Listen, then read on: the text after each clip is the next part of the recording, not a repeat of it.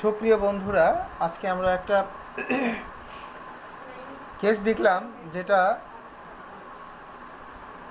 খুবই গুরুত্বপূর্ণ একটা কেস। সেটা হচ্ছে পাইলসের পেশেন্ট। রক্তস্রাবী যেই পাইলস, এটা ওনার হয়েছিল এবং ওনার রেকটাম একদম ফুলে ছিল। তো ওনাকে আপাতত আমি ওষুধ দিয়েছিলাম, যেহেতু ব্লিডিং হচ্ছে সেহেতু হ্যামামেলিস কিউ দিয়েছিলাম।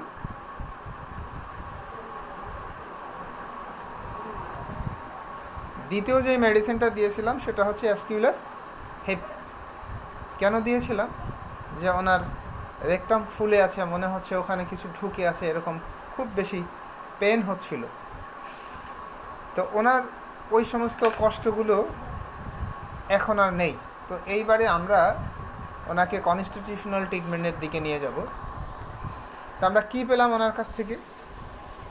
ওনার গরমটা খুব বেশি এবং গরমে ওনার কষ্টগুলো বাড়ে।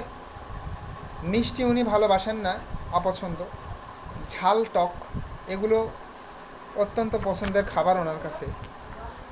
উনি কাজকর্ম যতটুকুন করেন খুবই তাড়াহুড়া করেন। গোসল করতে খুব ভালোবাসেন, গোশ খেতে পছন্দ করেন। এরপরে ওনার ভয় আছে, পিপাসা ওনার খুব, লবণ খায় এবং ওনার চুল পড়ে যাওয়ার টেন্ডেন্সি আছে। তো এই সমস্ত সিমটমের উপরে আমরা আজকে ওনাকে মেডিসিন দিব, ফ্লোরিক অ্যাসিড। তা আমরা পেশেন্টের কাছ থেকে শুনব আসলে ওনার কষ্টগুলো কত বেশি ছিল। আপনার কষ্টগুলো সম্পর্কে আপনি বলেন, মানে কত কষ্ট পাচ্ছিলেন আপনি পাইলসে এবং ব্লিডিং হচ্ছিল যখন?